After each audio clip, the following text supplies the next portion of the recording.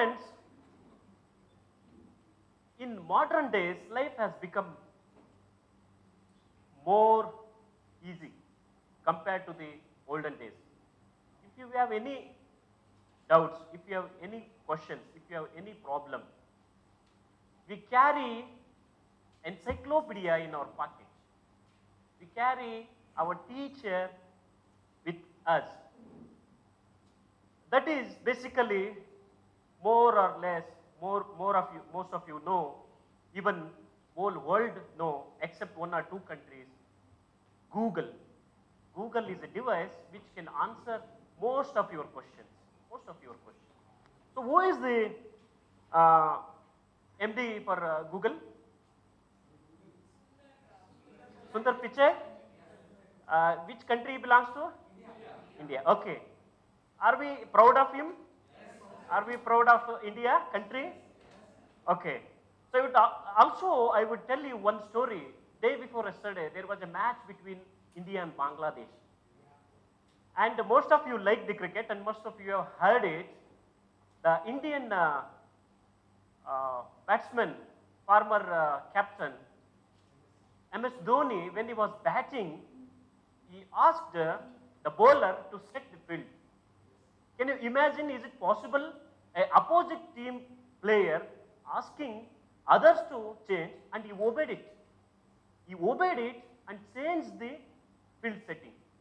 So this is the credibility India has got. Are we not proud of it?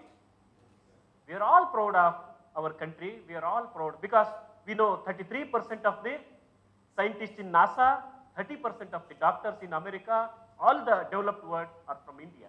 We are all highly intellectual people. But there is some scope, even make us more proud. So let us see what is that. Which institution from India got ranked in top 200 QS World University ranking? This was discussed. No. Any other? It was discussed in previous. No. IIT Mumbai 162. Recent 2019. You were talking about 2017. You were correct, but it is 2017. IIT Mumbai got 162. IIS SC got 170, and IIT Delhi got 172 ranking. So the people who produce the knowledge, who are the master of the knowledge, who were anciently, even 10,000 years back, we were the topmost in knowledge hierarchy, but today we are in 162nd rank. Why it is so? Why it happens?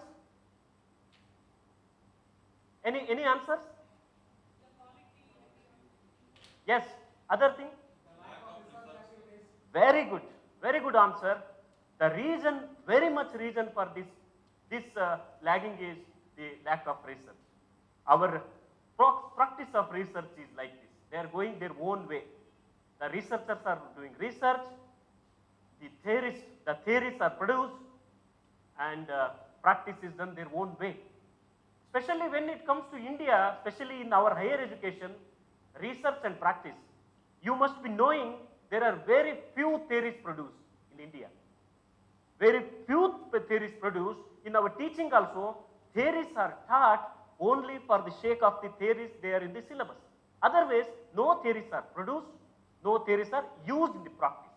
This is the problem. That's the reason there is a scope which we need to incorporate in our education system. That's the reason today I am talking about integration of research in teaching. This is one of the lacuna in our teaching system which we need to incorporate. A few days back when I was talking, I told our education system is developed by the 19th century people, taught by the 20th century people to the 21st century students. It is developed 19th century, and to cope up that gap, to cope up the gap of the 21st, if we want to go hand in hand of the 21st century, then we need to definitely adopt this integration of research. This is the only solution we have. So today's outline of my discussion is basically what is integration of research, why it is important, what should be done, and how should it be done. Because many of us People say we are in so many problems, these are problems, blah, blah, blah. But how to do it, what to do it is important. Today I am going to produce it.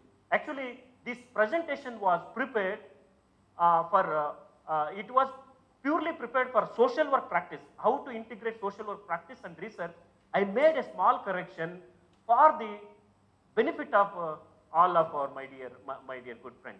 So let us see what is the integration.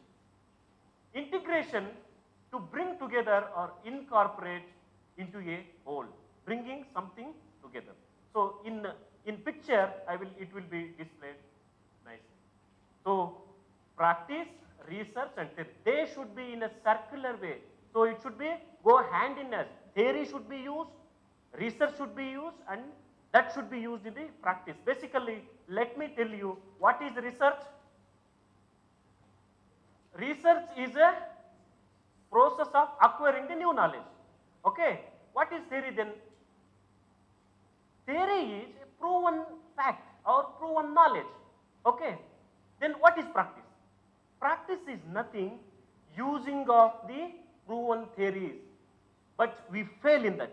We fail in producing the theories and using the theories in our daily practices.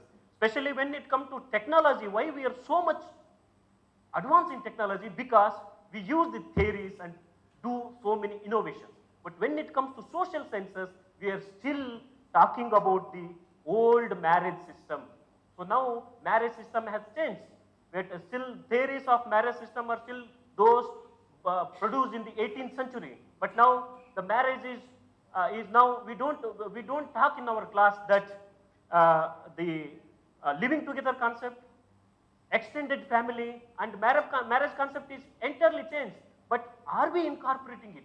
So if we don't incorporate it, then whatever we are teaching, it is useless. That's the reason we should have theory as well as research. That should be part of the practice.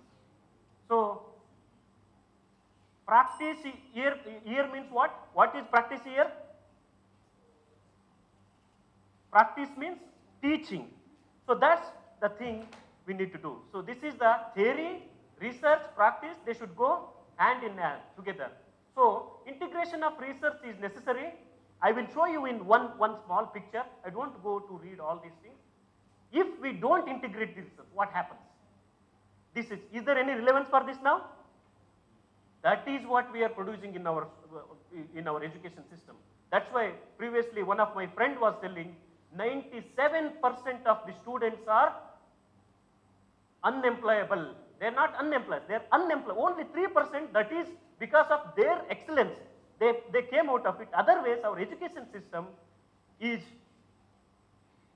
equal to this one because we are not upgrading ourselves with the research methodology. I always wonder why somebody doesn't do something about that. Then I realized that I was the somebody. Also, Gandhi says, be the change you wish to see in the world. So, what should be done? You should borrow the knowledge from the research. You should also practice it. At the same time, you should also produce something to the world as a part of research. That we should do. How should be done?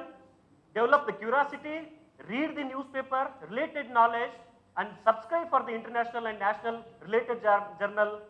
Citing the findings in teachings is very important. And conducting research and publications, all those things, you don't forget use to www, World Wide Web. That is very important. So, in summary, the survival of a profession may depend on the part of developing an empirical foundation. Thus, integrating research and practice is very important. Integrating the research doesn't mean that only conducting the research. Even regular update on area working in and implementing them in practice is also integrated. Reading related journals, articles, updates in mass media is best way to integrate the research and practice. Sharing our experiences and interesting facts applying to the scientific method is also an integration. So finally, friends, these are the readings. Finally, I would like to tell you one word. G.P. Rajaratnam, an educationist, he says, dear friends, if a teacher runs, students walks. If a teacher walks, student sits. If a teacher sits, student sleeps. If a teacher sleeps, students